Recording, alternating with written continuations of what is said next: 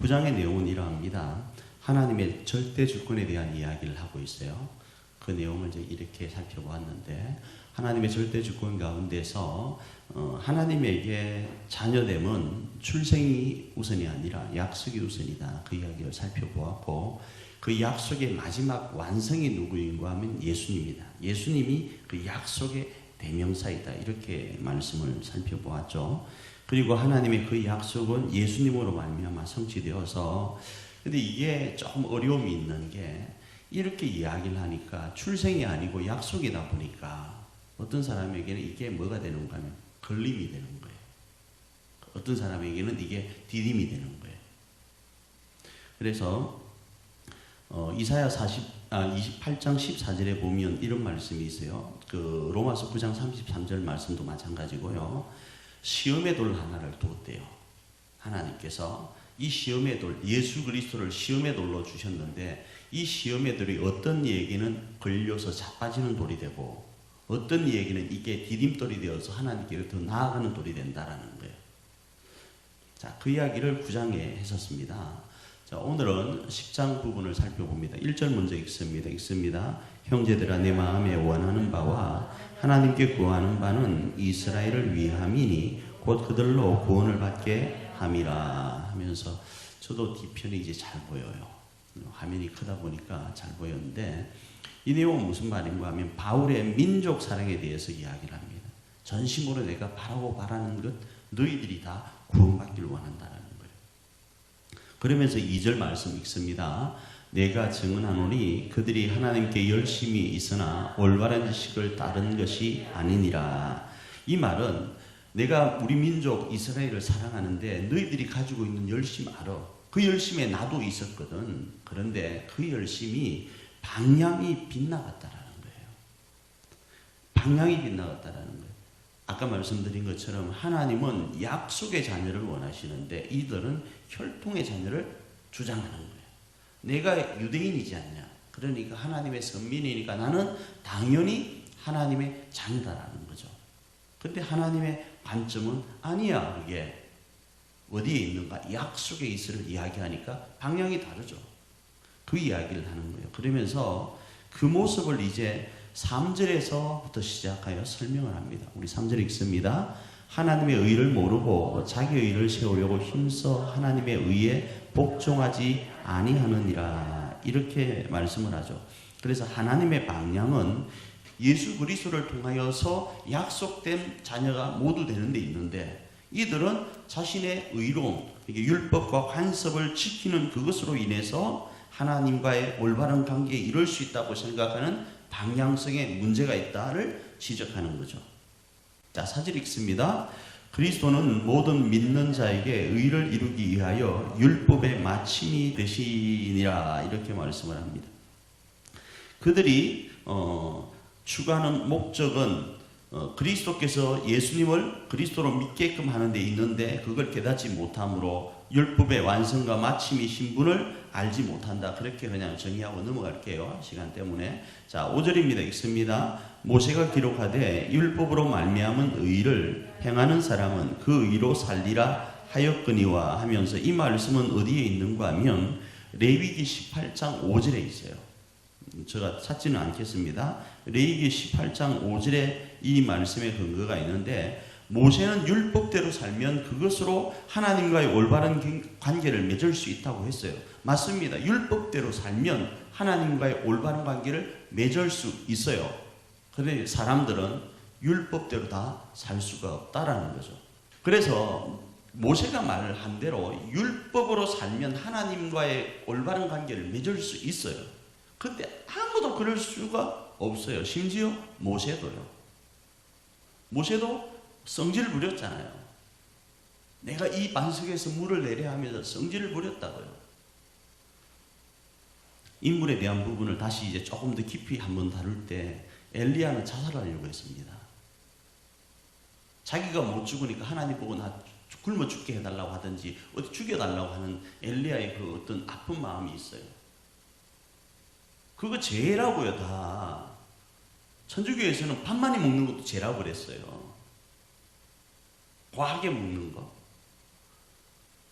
하나님과의 올바른 관계를 맺을 수 없다고요. 그런데 그렇게 하면 구원받는다가 율법의 내용이에요. 자, 그런데 6절에서는요. 읽습니다. 믿음으로 말미암은 의인은 이같이 말하되 네 마음에 누가 하늘에 올라가겠느냐 하지 말라 하니 올라가겠느냐 하면 그리스도를 모셔 내리는 것이요. 이 말이 무슨 말인가 하면 복음은 믿음으로 말미암아 하나님과 올바른 관계를 맺는 것이다 이렇게 하는데 그 믿음 그러니까 예수님을 그리스도로 믿는 건요 이를 위해서 예수님을 찾아 헤맬 필요가 없다라는 거예요. 그래서 저 높은 하늘에 계실까 해서 그 하늘에 계신 그리스도를 내가 끄집어 내리려고 할 필요가 없다. 거기에는 뭐가 있습니까? 찾는 행위와 끌어내리는 나의 행위가 있잖아요. 이건 은혜가 아니거든요. 하나님은 우리가 죄인 되었을 때 우리가 하나님을 찾은 것이 아니라 하나님이 우리를 찾아오셨거든요. 그 이야기를 하는 거예요. 자, 그 다음에 이 말씀이 어디에 있는가 하면 신명기 30장 12절로 14절 말씀에 보면 이 말씀이 있습니다. 그러면서 또 한 가지 이야기를 합니다. 이제 올라간 거였잖아요. 6절에서는요. 7절에서는 내려가는 걸 이야기합니다. 있습니다. 혹은 누가 무저경에 내려가겠느냐 하지 말라 하니 내려가겠느냐 하면 그리스도를 죽은 자 가운데서 모셔 올리려는 것이라 이렇게 말씀합니다. 자, 그리스도를 부활시키려고 죽은 자 가운데로 내려가는 거예요. 무지경에. 죽음의 상징인 그곳으로 예수님을 부활시키려고 우리가 내려갈 필요가 없다라는 거예요. 복음은요. 우리의 노력이 필요 없다라는 거예요. 그 노력이 왜 필요 없고 그럼 노력은 어떤 관계 가운데 율법은 어떤 관계 가운데 있는지를 주일날 잠시 언급을 했는데 이해가 됐는지를 모르겠습니다. 어쨌든 그렇습니다. 그 다음 8절입니다. 읽습니다. 그러면 무엇을 말하느냐? 말씀이 내게 가까워 네 입에 있으면 네 마음에 있다 하였으니 곧 우리가 전파하는 믿음의 말씀이라. 자, 그러면서 이제 그러면 율법은 그런다 치자. 그러면 구체적으로 복음이 또 뭐냐고 이야기를 하는 거예요. 복음이 뭔가? 그 복음은 첫 번째요. 먼 곳에 있지 않다라는 거예요. 두 번째로는 너희 마음과 입에 있다라는 거예요. 자, 조화를 하시는 분들은 이 입이라는 단어를 제가 한번 잠시 지나가면서 말씀드렸습니다. 입은 마음의 은유적 표현이에요. 입술도 마찬가지고요. 눈은 마음의 거울. 입은 마음의 은유적 표현이요. 그래서 똑같은 말일 수 있습니다. 그러나 이걸 조금 더 세분화시켜서 설명할 거예요. 마음과 입에 뭐가 있다고요? 바로 이 복음의 그 모습이 있는데 그 내용이 뭔가 하면 이제 9절에서 설명을 합니다. 읽습니다. 네가 만일 네 입으로 예수를 주로 시인하며 또 하나님께서 그를 믿는 자 가운데서 살리신 것을 네 마음에 믿으면 구원을 받으리라. 자, 이거는 여러분이 외우셔야 돼요. 로마서 10장 9절과 10절 말씀은 외우셔야 돼요. 이 말씀 9절은 상대방에게 이야기할 때도 필요하고 나에게도 이야기할 때 필요합니다. 내용은 그거예요. 내가 입으로 예수를 주로 시인하면 그리고 내가 마음으로 주를 믿으면 구원을 받는다는 내용이에요. 이건 외우셔야 된다고요. 그래서 두 가지로 이야기하는 거예요. 만일에 입으로 예수를 주로 그러니까 예수를 그리스도로 시인하면요. 그 다음에 그리고 나서 하나님께서 예수를 죽은 자 가운데서 살리신 것을 마음으로 믿으면 아까 뭐라고 그랬죠? 예수님은 하나님이 보내신 자예요. 그래서 우리가 하나님의 일은 그가 보내신 일을 믿는 거예요. 그게 하늘에서 보냄을 받은 거. 아까 하늘에 올라가서 끌어내린다 그랬잖아요. 그 표현의 반대적인 표현이 되겠죠. 설명의 표현이 되겠죠. 그 다음에 무저경, 죽음으로부터 내려가서 부활시키려고 하는 것에 대한 내용이 뭔가 하면 하나님께서 예수님을 죽은 자 가운데서 살리신 것을 마음으로 믿으면 부활을 믿으면 보내심과 죽으심과 부활을 믿으면 구원을 받는다가 복음의 내용이라는 거예요. 자, 그러면서 10절 부분 읽고 설명드립니다. 읽습니다. 사람이 마음으로 믿어 의에 이르고 입으로 시인하여 구원에 이르느니라.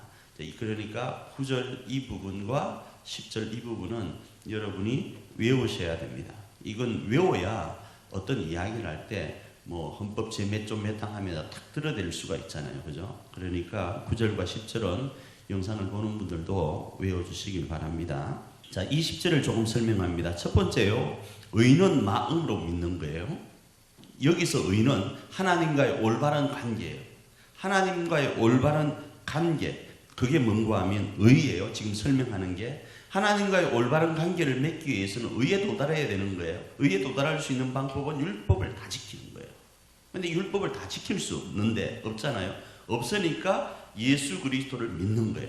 어떤 건요? 하나님이 우리를 위해서 보내시고 우리를 위해서 죽으시고 우리를 위해서 부활하시게 하신 것을요. 자, 그렇게 마음으로 믿을 때에는 하나님과의 올바른 관계가 형성되고, 두 번째로 구원은 하나님 앞에 유업을 받는 것은요, 입으로 고백할 때요. 이 입은 사람들 앞에서의 고백이에요. 하나님 앞에서의 고백도 있지만 사람들 앞에서의 고백이에요.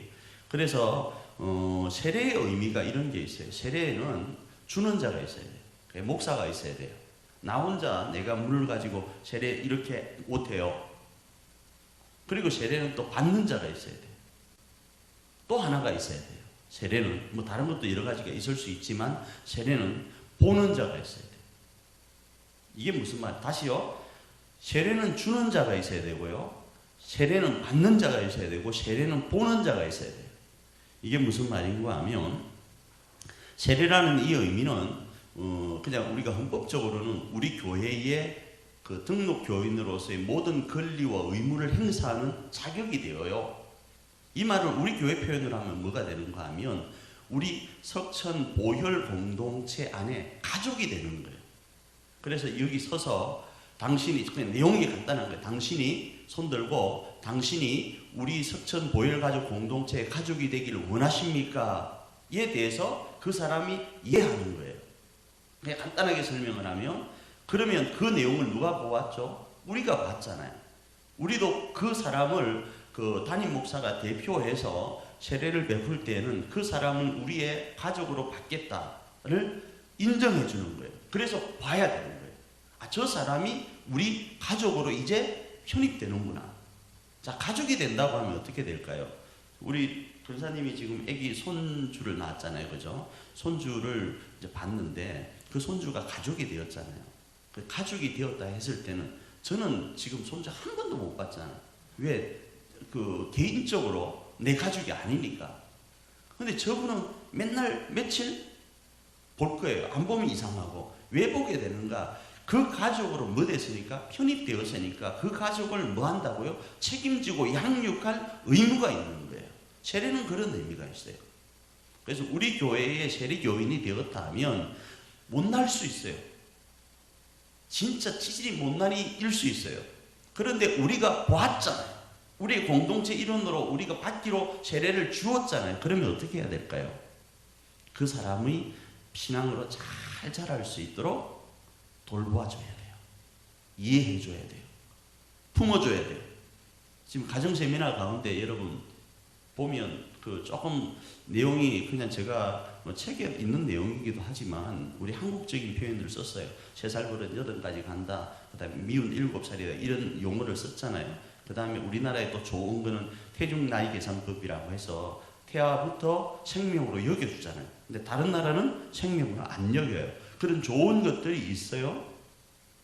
좋은 것들이 있는데 그 좋은 것들 속에 가장 핵심적인 거는 내가 나에게 주어지는 그 아이를 양육하겠다는, 그 아이가 못났든 잘났든 내 가족으로 받겠다라는 거거든요. 세례도 그런 거다라는 거예요. 그래서 영적 출생 기념일로 잡는다면 그건 세례 받는 날로 잡는 것도 참 재밌을 거예요. 괜찮을 거예요. 우리 교회 안에서 우리 교회의 가족이 되는 날. 어쨌든 의는 마음으로 믿을 때, 구원은 입으로 고백할 때, 그 고백이 세례와 의미를 같이 한다. 이렇게 이해할 수 있겠죠. 11절입니다. 읽습니다. 성경에 이르되 누구든지 그를 믿는 자는 부끄러움을 당하지 아니하리라 하니. 이 말씀은 이사야 28장 16절에 있는 말씀입니다. 마음으로 믿고 입으로 시인한 예수님은 든든한 주춧돌, 값비싼 모퉁이 돌이어서 심판의 날이에요. 그 심판의 날이 여러 가지가 있어요. 우리 개인적으로 살아가는 삶 가운데 당하는 어려움도 있을 수 있지만 이 성경에서는 우주적 종말과 내 개인적 종말이에요. 우주적 종말은 예수님의 재림이에요. 그 다음에 개인적 종말은 내가 죽는 거예요. 그 종말의 때 하나님 앞에 섰을 때 어메? 내가 벌써 하나님께 서서 하고 다급해할 수 있잖아요. 불안해할 수 있잖아요. 그리고 부끄러워할 수 있잖아요. 아이고야 망했다 할 수 있잖아요. 그걸 당치 않는다가 이 말씀이에요. 부끄러움을 당치 않는다. 누구든지 그를 믿으면요. 왜? 든든한 주춧돌 값비싼 모퉁이 돌이 누구시니까? 예수님이시니까. 그래서 그 다른 버전에서는 이렇게 번역을 하고 있어요. 성경에 이르되 누구든지 그를 믿는 자는 부끄러움을 당하지 않는다. 이 말을 심판의 날인데 심판의 날이 홍수와 여탄 피바람이 몰아칠 때 든든한 반석 위에 집을 지은 사람은 그 창수에 힘올리지 않는 것처럼 그러한 일 가운데 있게 된다로 번역하게 돼요. 성경과 맞춰서 그렇게 이해하면 좋겠습니다. 자, 그 다음에 로마서 10장 12절입니다. 읽습니다. 유대인이나 헬라인이나 차별이 없음이라 한 분이신 주께서 모든 사람의 주가 되사 그를 부르는 모든 사람에게 부요하시도다. 그러니까 이 역사는 누구에게나 적용된다. 유대인이나 헬라인이나 차별이 없고 누구에게나 동일하고 마음으로 믿고 입으로 시인하면 하나님으로부터의 풍성함을 경험하게 된다는 거예요. 복음이 그렇다라는 거예요. 자, 13절 말씀입니다. 읽습니다. 누구든지 주의 이름을 부르는 자는 구원을 받으리라 하면서 그 내용을 선언하고 있는 거예요. 누구든지. 이걸 이제 요엘 2장 32절에서 이 말씀을 근거를 두고 말씀을 하고 있습니다. 자, 14절 부분입니다. 읽습니다. 그런즉 그들이 믿지 아니하는 이를 어찌 부르리요? 듣지도 못한 이를 어찌 믿으리요? 전파하는 자가 없이 어찌 들으리요? 하면서 그 부분을 이제 또 설명을 합니다. 자, 부를 수 있는 이유는 믿기 때문이에요. 자, 믿을 수 있기 위해서는 어떻게 해야 되는 건 들어야 되는 거예요. 그럼 듣기 위해서는 어떻게 해야 되는가? 알려주는 자가 있어야 돼요. 알려주는 자는 어떻게 알려줄 수 있는가? 보냄을 받아야 돼요. 다시 그 내용이 어떻게 되는가? 부를 수 있는 이유는 믿기 때문이에요. 그러니까 믿으려면 어떻게 해야 되는가? 들어야 되는 거예요. 들으려면 어떻게 해야 되는가? 누군가가 알려주는 전파자가 있어야 돼요. 전파자가 되기 위해서는 어떻게 해요? 보내심을 받아야 돼요. 그러면서 15절 계속 말씀을 합니다. 읽습니다. 보내심을 받지 아니하였으면 어찌 전파하리요? 기록된 바 아름답도다 좋은 소식을 전하는 자들의 발이여함과 같으니라. 이 말씀은 이사야 52장 7절 그 다음에 나훔 1장 15절에 있는 말씀입니다. 자, 15절 이 말씀은 알려줄 수 있는 이유는 보내심을 받았기 때문이라는, 그리고 그 보내심을 받은 자들의 발이 너무 아름답다라는 거예요. 그 이야기를 노래하죠. 그래서 그들의 발은 좋은 소식을 전하는 발이고 하나님과의 올바른 관계인 평화를 선포하는 발걸음이기 때문에 아름답더라고 정의할 수 있게 되는 거죠. 자, 16절 말씀 읽습니다. 그러나 그들이 다 복음을 순종하지 아니하였도다. 이사야가 이르되 주여 우리가 전하는 것을 누가 믿었나이까 하였으니 하면서 이사야 53장 1절의 말씀을 근거로 가지고 그렇게 전했는데, 그러니까 보냄을 받은 사람이 그리고 전파하니까 누군가 듣고 들은 사람이 마음으로 믿고 믿어서 고백을 하게 되는 거 아니겠어요? 그죠? 하나님을 찾는 거 아니겠어요? 그런데 다 들었는데 거기에 순종하지 않는다는 거예요. 그 이야기를 지금 이사야의 그 애달픈 마음을 가지고 지금 바울은 이야기를 하는 거예요. 바울은 간단하게요, 예수님이 오시고 나서 60년 정도 시대 때 사람, 그 다음에 이사야는 예수님 오시기 전 약 600년 전의 사람이에요. 그러면 뭐 60도 넘게 귀찮으니까 100년, 여기는 600년, 약 700년의 갭이 있는 사람이잖아요. 700년 전에 이사야가 하나님 앞에 하나님 내가 보냄을 받았는데 안 듣는 저들을 바라보면서 마음 아파하는 그 마음을 바울이 차용해서 지금 표현하고 있는 거예요. 이사야의 고백 중에 이런 게 있죠. 누가 나를 위해서 갈까 할 때 이사야가 나를 보내주소서 하는 장면이 나오거든요. 그렇게 보냄을 받아 전했는데 안 듣는 거야. 안 들으니 환장할 것 아니겠어요? 그 안타까운 마음이 누구에게 있다고? 바울에게 있다. 그래서 그 바울이 이사야의 마음을 차용해서 지금 설명하는 거라 이겁니다. 자, 그 다음에 그게 16절까지 했죠. 17절 부분이 있습니다. 그러므로 믿음은 들음에서 나며 들음은 그리스도의 말씀으로 말미암았느니라. 그래, 들려주는 내용이 뭔가 하면 그리스도의 말씀인데, 이 말씀은 제가 천국은 어떻다고 그랬죠? 천국은 하나님을 아는 지식으로 충만한 곳이라고 말씀을 드렸잖아요. 그죠? 하나님을 아는 지식으로 충만한 곳. 바로 하나님을 아는 지식이 어디에 들어있는가? 말씀 안에 있는 거예요. 이거 그냥 단순히 기억하는 정도가 아니고 그 말씀을 안다라는 이 단어는 남녀간에 아는 거예요. 부부간에 아는 단어거든요. 자, 그렇게 이해하시면 되겠습니다. 그래서 그리스도의 말씀을 들음이기 때문에 이 들음에 대해서 설명을 할 때 귀를 기울이라는 거예요. 그냥 한 귀로 듣고 한 귀로 흘리지 말고 귀를 기울여 들을 때에 그 믿음이 이 들음에서 난다라는 거예요. 그러면 18절 말씀 이어서 말씀합니다. 그러나 내가 말하노니 그들이 듣지 아니하였느냐? 그렇지 아니하니 그 소리가 온 땅에 퍼졌고 그 말씀이 땅끝까지 이르렀도다 하였느니라 하면서 복음은 이미 온 세계에 전달되어 있어요. 우리가 이 내용에 우리 뒤편에 있는 이 내용의 골자는 이겁니다. 하나님 앞에서 우리가 살아가는 삶의 모든 그 목적은 천국 가는 거예요. 천국 가는데 지금 우리가 왜 사는가? 그건 하나님의 복음을 전하여서 천국이 있음을 알리려고 있는 거예요.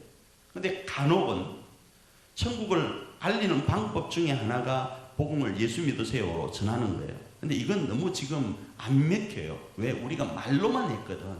그래서 지금은 삶으로 살아내어야 돼요.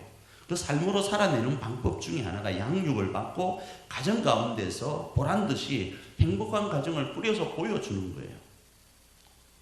근데 이건 시간이 좀 오래 걸릴 수 있습니다. 그래서 두 개를 다 병행해야 돼요. 어떤 건요, 예수 믿으세요도 전해야 되고 내가 내 삶으로 하나님 안에서의 가정을 어떻게 꾸림으로 행복한가를 이웃에게 보여주는 거예요. 왜? 이웃은 그 매뉴얼이 없거든요. 그래서 우리가 행복하게 하나님 말씀대로 살아야 되는 거예요. 살기 위해서 그냥 막 결혼하는 게 아니고 하나님의 말씀의 기준에 있는 사람과 결혼을 해야 돼요. 왜 믿는 자와 결혼을 해야 되는가 하면 그 이유 때문에 그래요. 근데 우리는 그거 별로 신경 안 썼잖아요. 그냥 일단 눈이 확 꽂히면 결혼하고 보는 거야. 그리고 나중에 말씀을 갖다 끌어다 붙이잖아. 내가 전도하기 위해서, 내가 저 사람 구원하기 위해서. 말짱 거짓말일 수가 많아요. 내가 그냥 마음이 좋아서 하나님 말씀을 끌어다 붙였어요. 근데 하나님은 믿는 자들이 믿음의 가정을 꾸려서 가정은 어떤 것인지 하는 걸 세상에 보여주길 원하세요. 그러면서 뭘 하는가 하면 전도하는 게 그게 목적이 있어요. 안 그러면 그냥 지금 막 죽어서 빨리 천국 가는 게 좋아요. 근데 우리가 이 땅에 100년을 사는 이유는 하나님의 나라가 있음을 알리려고 하는데 입으로도 전해야 되겠지만 우리의 삶의 모습인 가정의 삶을 통하여서 전하는 거예요. 전하는데 가정의 삶이 행복해야 된다고 하니까 가정의 행복에만 초점을 두는 경우가 또 생겨요. 천국은 온데간데 없고. 자, 이게 사람이 약해서 그럴 수 있어요. 자, 그런 부분이 있는데 내가 전해야 될 목적을 딱 가지고 전하는데 이미 전하지 않아도요. 내 가족들 다 알아요. 예수 믿어 천국 가는 거 우리보다 더 잘할 수 있어요. 솔직하게. 그래서 안 전해도 돼요. 근데 여기서 그 이야기를 하려고 하는 건 아닙니다. 그 정도로 복음이 온 사방에 퍼져 있어요. 예수 믿어야 된다는 거 우리 가족들이나 대한민국의 모든 사람들도 알고 스님들도 알아요. 근데 그들이 왜 안 믿을까요? 그럼 19절 부분이 있습니다. 그러나 내가 말하노니 이스라엘이 알지 못하느냐? 그렇지 않다라는 거예요. 이게 물어보는 게 이상하겠죠.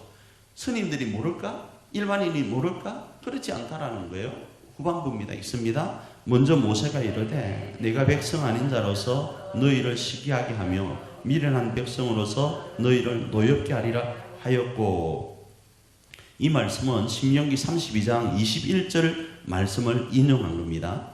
이 사실을 모를 수 없다라는 거예요. 특별히 복음을 이스라엘이 거부하면 다른 사람에게 간다는 것까지 알아요. 이스라엘 백성들은요. 우리가 복음, 하나님의 그 복음을 선민으로서 거부하면 이 복음이 다른 데로 간다는 걸 알고 있다고요. 그 근거가 뭔가 하면 신명기 32장 21절 아까 지금 이 후반부 이 말씀이에요.